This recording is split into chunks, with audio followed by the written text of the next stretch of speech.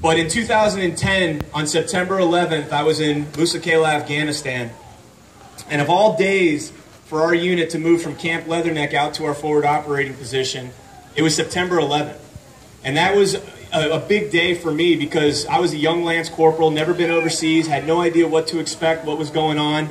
And here we are, we get on an Osprey, and we land in the middle of, at that time, one of the hottest combat zones in all of Afghanistan. No idea what to expect. So September 11th, to me, it brings me back to that time I spent with my brothers, overseas.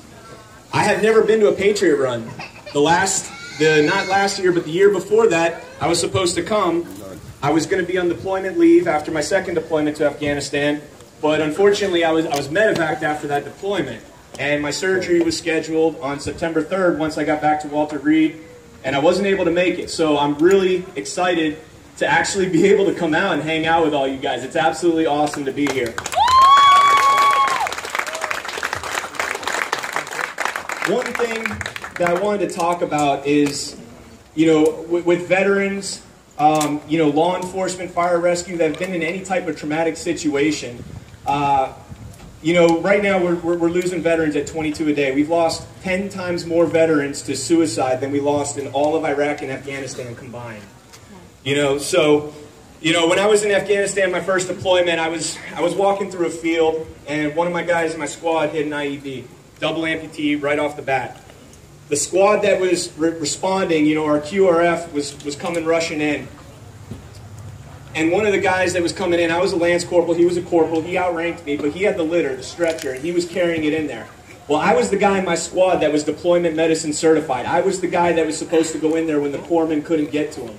And so I told him, I said, Corporal Rumbaugh, give me the stretcher, I'll go in there. He said, no, I got this. He walked 5 feet in front of me and hit an IED himself. Lost both his legs. That's something I call survivor's remorse. We all know what that is. I live with that every day of my life. It's difficult, but you can overcome it. And a lot of the guys, these guys are 17, 18 years old joining the military. They have no idea what to expect when they're there, and they have no idea what to expect as a civilian once they get out. So our job as people is to reach out and help these guys out. I can't tell you how many times I'll see somebody post a veteran on Facebook or something like that. They'll say, oh, it's a really bad day, and it's a sign. They're telling you something, that something's wrong. And people will say, I'm here for you. If you need me, call me. Okay? As people, if we're thankful for our military, don't be that person that says, call me. Call them. Reach out to them. Sometimes all they need is somebody that's going to reach out and grab them and say, hey, it's okay. I'm here for you. Let's go grab a beer. Let's go get dinner. Be that person that reaches out to them. I'm grateful to be here. I'm so excited that I finally got to make one and meet, a whole bunch of new people. And, I just had a quick little 5-minute spiel. I'm going to hand it over to my buddy Steve here. The only guy that I know personally that you could say oorah or hooah to, because he's both an Army veteran and a Marine Corps veteran. He's also a very good friend of mine, and a lot of you guys know him in the Mustang community. Steve Gellis.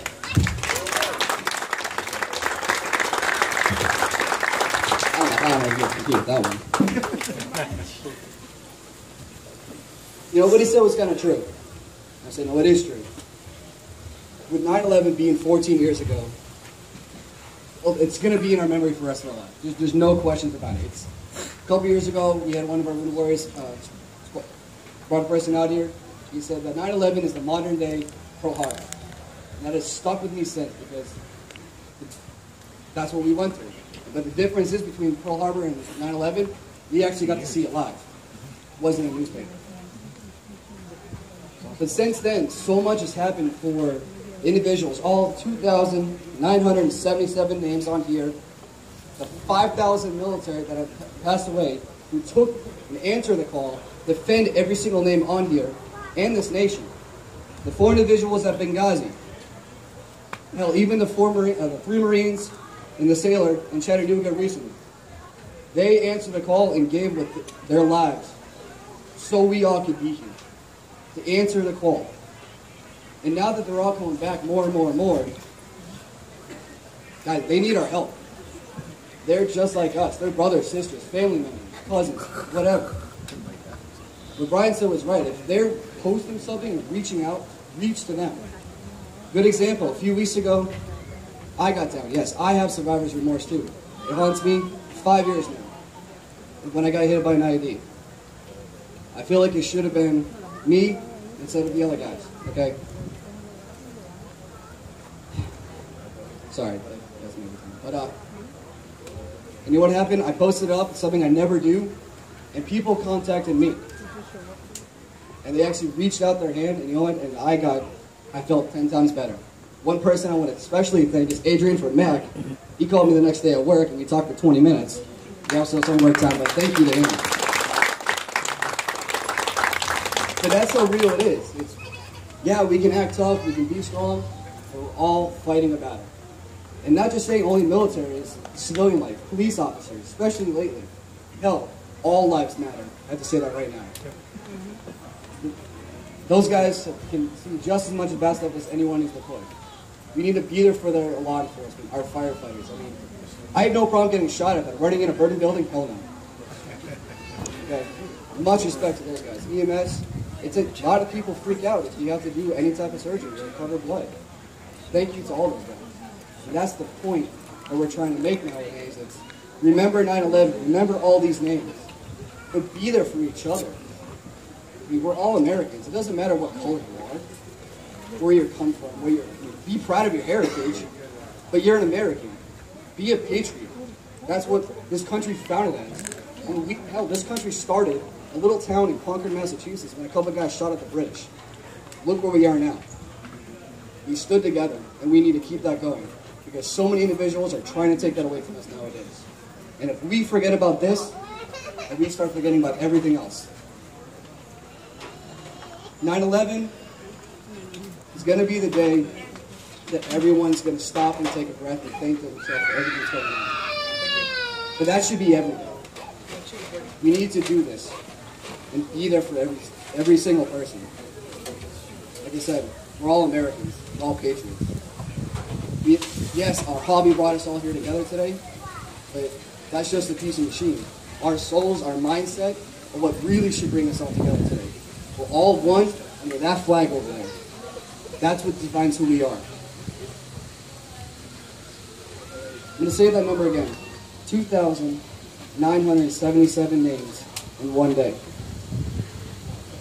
Since then, we've had 5,000 military personnel between Iraq, Afghanistan, and the other deployment situation.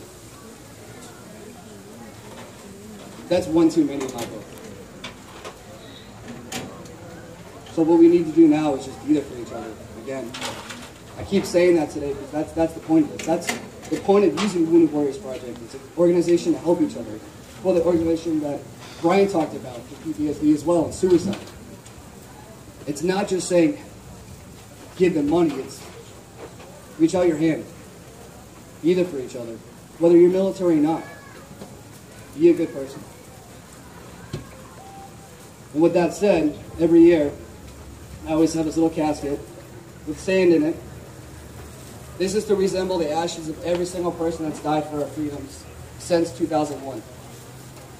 And Brian, if you could, I'm going to ask you if you could dump the ashes out.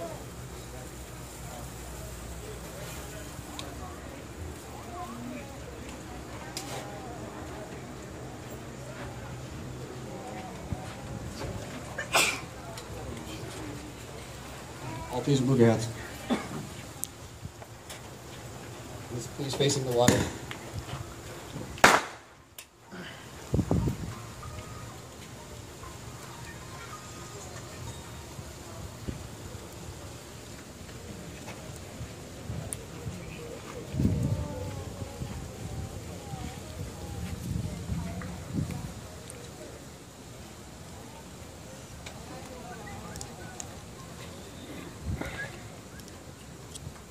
Made in China. If it was made in China, it was blown up. Ah! Yeah, hold it, I'll do it right.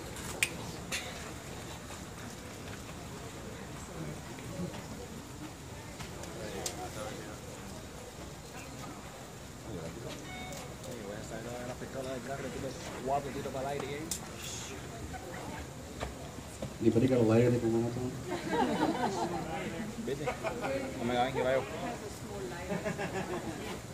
Just take out the 9mm and shoot up. Who here is fast at running?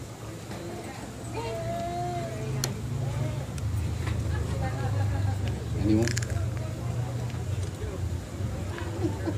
Just make the sound effect. You run? All right, keep going. Thank you.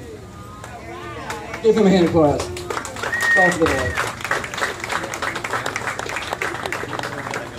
Lleva Carlito Rile, llévalo. Ya. ¿Tú crees que llegue? No, menos mal que pensando en la vuelta, porque ¿Tú crees que llegue? en otro momento atraviesa.